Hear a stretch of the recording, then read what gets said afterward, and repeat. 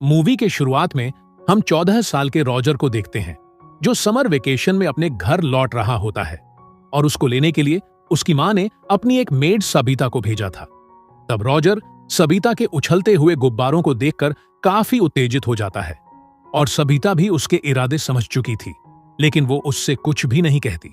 फिर ऐसे ही हिलते हिलते वो दोनों घर पहुंच जाते हैं, जहां रॉजर की पूरी फैमिली मेंबर्स उसका अच्छे से स्वागत करते हैं।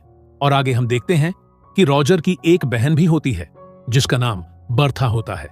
फिर बर्था रॉजर को जंगल की सैर कराने के लिए ले जाती है, जहां रॉजर की मुलाकात सबीता से होती है और सबीता को अचानक जोर की लग जाती है। इसीलिए वो वहीं खड़े खड़े रॉजर के सामने पौधों को पानी देने लगती है, जिसे देखकर रॉजर की आंखें फटी की फटी रह जाती है और सोचने लगता है कि भैंस की आंख, मैंने ये क्या देख लिया। उसके बाद रॉजर जब ये सब बातें सोचकर जंगल में टहल रहा था, तभी अचानक वो फिसलकर पास ही के एक झाड़ी में गिर जाता है और वहां उसे किसी लड़की की हंसने की आवाज सुनाई देती है। फिर वो देखता है कि उसी के घर की एक मेड उर्सुला किसी अनजान आदमी के साथ जंगल में इंटीमेट हो रही है। तभी उर्सुला रॉजर को देख लेती है और मुस्कुराने लगती है। तब रॉजर घबराकर वहां से भाग जाता है। फिर रात को रॉजर अपने फैमिली के साथ डिनर करने के बाद अपने रूम में सोने के लिए चला जाता है। तभी अचानक उसे अपने कमरे के बाहर कुछ खड़खड़ाने की आवाज सुनाई देती है और बाहर जाकर वो देखता है कि उसी के घर की एक मेड, जिसका नाम हेलेन होता है, उसको दरवाजे के पीछे से कोई बजा रहा है। फिर फटाफट काम पूरा होने के बाद हेलेन अपने कपड़े ठीक करके वहां से चली जाती है और यहां रॉजर किसी तरह अपने अरमानों को दबाकर सोने के लिए चला जाता है। फिर अगली सुबह बर्था रॉजर को एक नदी के किनारे लेकर जाती है, जहां उसके घर के सारे मेड्स नहाते हुए अपने सीक्रेट्स शेयर करते थे।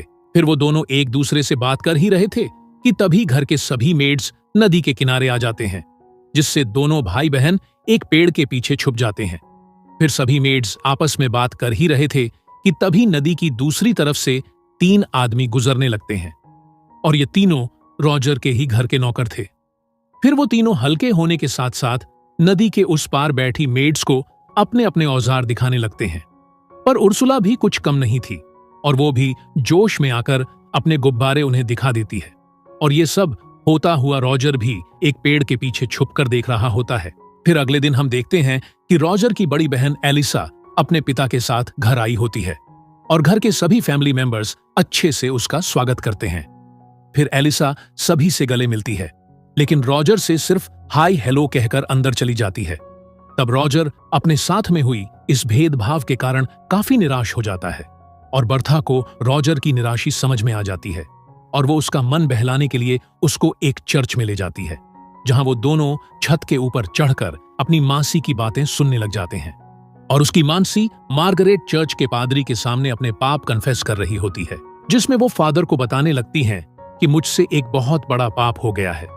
दरअसल मेरा नेफ्यू रॉजर अपने समर वेकेशन के छुट्टी पर यहां आया है और जब से मेरे नैन उसके नैनों से टकराए हैं, मैं तब से उसकी दीवानी हो गई हूं और कई बार तो मैंने खुद को उसके साथ इंटीमेट होते हुए भी इमेजिन किया है। फिर ये सारी बातें छत के ऊपर छिपा रॉजर ध्यान से सुन रहा था, जिसे सुनकर वो काफी खुश हो जाता है और सोचने लगता है कि कोई तो है इस घर में जो मेरे बारे में भी सोचता है। और वो ये सोच ही रहा था कि तभी अचानक वो छत से नीचे गिर जाता है, जिससे उसका भांडा फूट जाता है। उसके बाद मार्गरेट और फादर रॉजर की मां को उसके बारे में सब कुछ बता देते हैं, जिसे सुनकर रॉजर की मां बहुत गुस्सा हो जाती है और वो अपने नौकर से झाड़ की मुट्ठी लाने के लिए कहती है।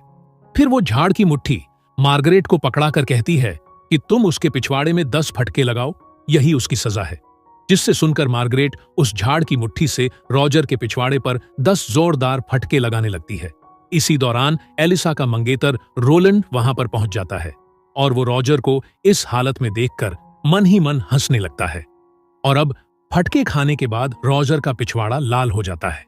इसीलिए वो रात को पेट के बल सोने लगता है, लेकिन तभी उसको फिर से बर्तनों की आवाज सुनाई देती है। इसीलिए वो देखने के लिए बाहर जाता है और इस बार भी वो देखता है कि हेलेन को कोई पीछे से बजा रहा है, लेकिन हमें ये पता नहीं चलता कि वो मिस्टर इंडिया आखिर है कौन। पर इस बार रॉजर के साथ साथ फ्रैंक भी इस नजारे को एंजॉय कर रहे थे। इसीलिए इसके बारे में पता करने के लिए रॉजर फ्रैंक के कमरे में जाने लगता है जहां फ्रैंक अपने पैंट में हाथ डालकर दूरबीन से चांद सितारों का मिलन देख रहे थे।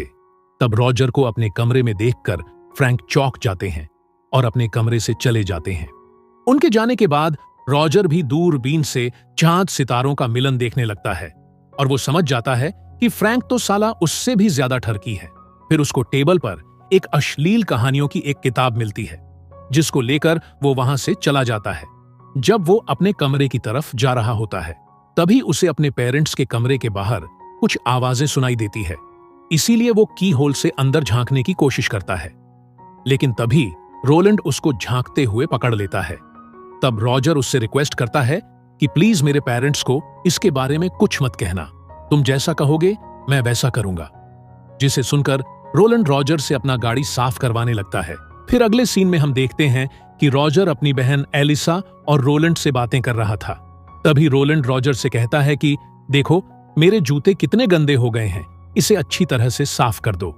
लेकिन रॉजर ऐसा करने से मना कर देता है। तब रोलैंड गुस्सा होकर रॉजर की मां को उसके बारे में बता देता है कि कल रात ये ठरकी आपके कमरे में झांक रहा था।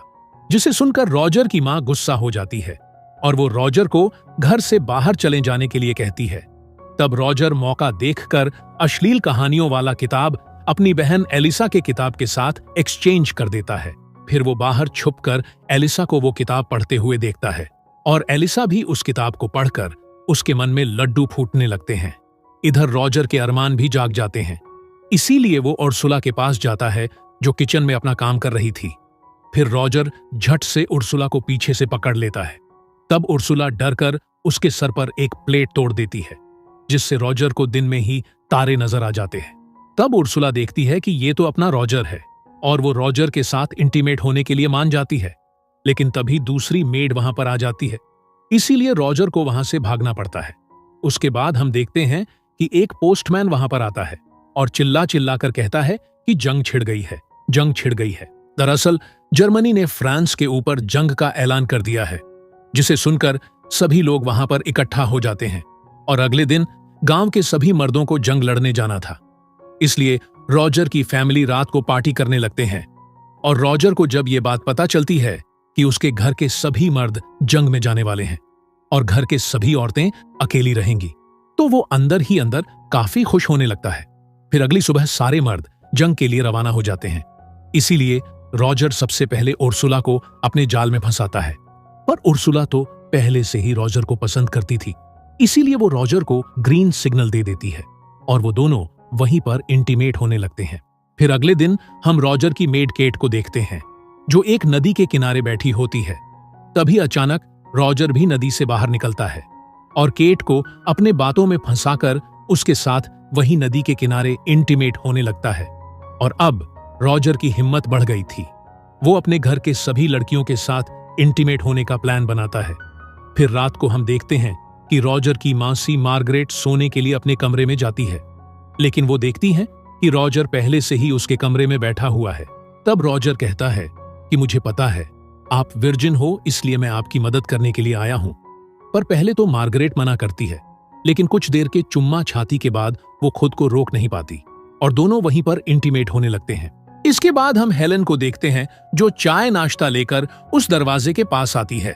लेकिन इस बार मिस्टर इंडिया गायब था, क्योंकि वो भी जंग लड़ने के लिए गया था। इसलिए कोई और चारा ना होने के कारण वो सीधा रॉजर के कमरे में जाती है।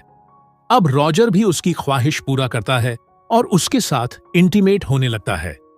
फिर अगले दिन जब बर्था और रॉजर बगीचे में बैठे हुए होते हैं, तब रॉजर की नजर उसकी बड़ी बहन एलिसा पर पड़ती है। इसलिए वो तुरंत उसके पास जाता है और वो एलिसा को भी अपने जाल में फंसा लेता है। पर एलिसा पहले ये सब करने से मना करती है, लेकिन अश्लील कहानियां पढ़ने की वजह से वो भी खुद को रोक नहीं पाती और वो दोनों वहीं पर इंटीमेट होने लगते हैं। उसके बाद हम देखते हैं कि घर की सभी लड़कियां लाइन लगाकर रॉजर के कमरे में जाती हैं और खुद को संतुष्ट करके बाहर निकलती है। फिर एक दिन खुले में एंजॉय करने के बाद एलिसा रॉजर से कहती है कि मैं प्रेग्नेंट हो गई हूं, जिसे सुनकर रॉजर की फटकर हाथ में आ जाती है। तभी वो दोनों देखते हैं कि रोलैंड प्लेन में बैठकर घर वापस आ गया है। दरअसल जंग खत्म हो चुकी थी और सारे मर्द वापस आ चुके थे। फिर रॉजर सोच ही रहा था कि इससे कैसे बाहर निकला जाए, कि तभी उर्सुला उसके पास आकर कहती है कि मैं भी प्रेग्नेंट हो गई हूं। फिर कुछ देर बाद उसकी मासी भी आकर कहती है कि मैं भी प्रेग्नेंट हो गई हूं।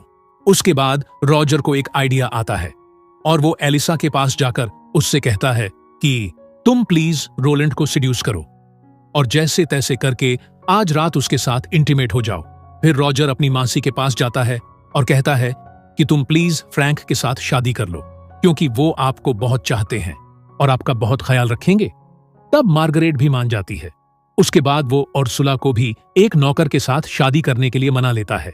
फिर अगले दिन तीनों लड़कियों की एक साथ शादी हो जाती है और किसी को कानो कान भी ये खबर नहीं लगती कि रॉजर ने क्या गुल खिलाया है। फिर कुछ दिन बाद रॉजर की समर वेकेशन खत्म हो जाती है और वो अपने बोर्डिंग स्कूल वापस जाने के लिए तैयार हो रहा होता है। तभी हेलेन वहां आती है और उससे कहती है कि मैं भी प्रेग्नेंट हूं, जिस पर रॉजर कहता है कि तुम टेंशन मत लो, मैं तुम्हारे लिए भी एक दुल्हे का इंतजाम कर दूंगा। जिस पर हेलेन कहती है कि इसकी कोई जरूरत नहीं, मैं यहाँ के किसी भी एक मर्द को चुन लूंगी। फिर अगली सुबह रॉजर अपने बोर्डिंग स्कूल के लिए निकल जाता है और इसी के साथ ये मूवी यहीं पर खत्म हो जाती है।